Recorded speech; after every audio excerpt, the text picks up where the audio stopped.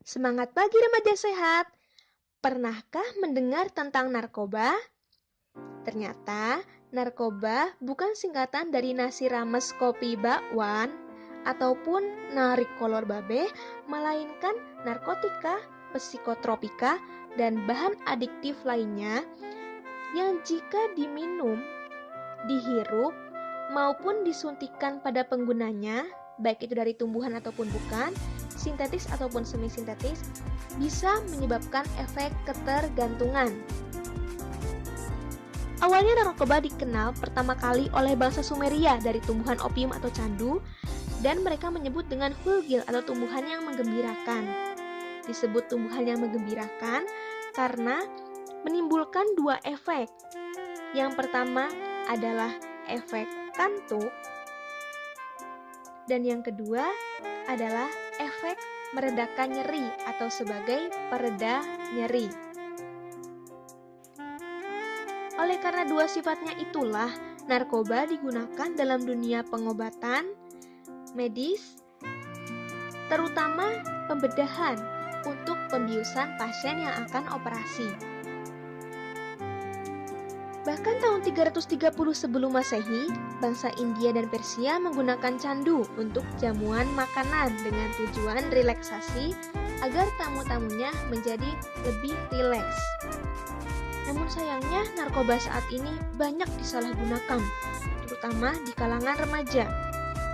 Hasil survei Badan Narkotika Nasional atau BNN tahun 2016 menyebutkan bahwa 4 dari 10 remaja mengkonsumsi narkoba.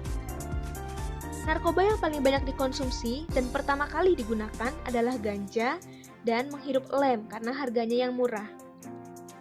Penyebab utama tidak lain adalah pengaruh teman sebaya sehingga penasaran, coba-coba, dan konsumsinya bersamaan dengan hisapan rokok.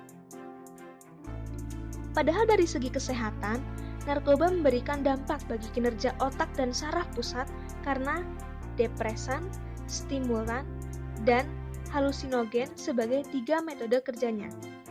Sebagai depresan, contohnya putau, narkoba menekan sistem saraf pusat dan mengurangi aktivitas sistem fungsional tubuh sehingga pengguna mudah mengantuk. Oleh karena itulah, pengemudi kendaraan jika mengkonsumsi bahan ini bisa menyebabkan kecelakaan.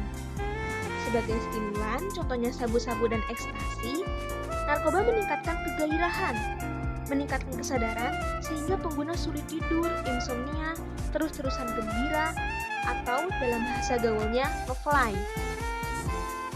Terakhir, sebagai halusinogen, contohnya ganja, narkoba menyebabkan khayalan, rasa bingung, linglung, bahkan bisa mengakibatkan bunuh diri karena halusinasinya. Dampak lain dari narkoba, contohnya perubahan sikap dan perilaku. Menjadi lebih arogan, emosional, dan temperamental. Sedangkan dampak ekonomi tentunya menghabiskan banyak uang. Kabarnya, harga narkoba bisa mencapai ratusan ribu bahkan jutaan rupiah. Yang tentunya bagi anak kos bisa membeli cilok segerobak atau Indomie 1 kardus untuk stok 1 bulan. Selanjutnya gangguan hormon rasa senang yaitu dopamin dan endorfin. Misal seorang remaja, sebut saja Mawar, mengkonsumsi narkoba 0,1 gram. Otak mengeluarkan perintah agar memproduksi hormon rasa senang tersebut sesuai 0,1 gram, namun lain waktunya tidak cukup untuk rasa senang 0,1 gram tersebut. Otak memerintahkan untuk menghasilkan 0,2 gram agar hormon senang lebih banyak dikonsumsi. Itulah yang menyebabkan kecanduan. Dampak virus pun tidak kalah penting. Hepatitis B dan C dapat menular melalui darah. Hal ini beresiko bagi pengguna narkoba suntik terutama saat jarum yang digunakan tidak steril dan bergonta-ganti. Sedangkan bagi wanita, kelainan endokrin yang terganggu mempengaruhi siklus menstruasi sehingga reproduksi terganggu. Lalu sobat remaja Indonesia yang berbudi luhur penerus bangsa, bagaimana sih caranya mencegah agar tidak terjerumus ke dunia narkoba?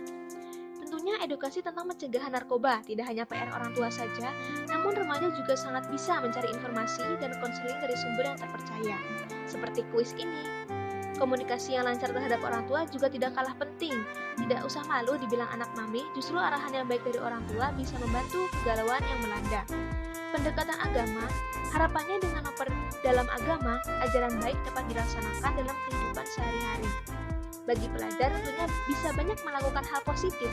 Selagi masih muda, bagi yang hobi banget belajar nih, boleh nih pergi ke perpustakaan, membaca satu rak buku sehari, atau bagi yang hobi bermusik, sangat bagus untuk melampiaskan emosi agar tidak galau. Yang suka olahraga bisa nih jadi kapten basket, siapa tahu banyak cewek yang terpesona. Nah, tentunya jangan sia-siakan masa muda dan duit masa muda hanya untuk rokok dan narkoba. Dekatkan kepada si dia sang pencipta, dia orang tua kita, dia si dia beneran, atau dia siapapun versi masing-masing. Karena aku remaja sehat.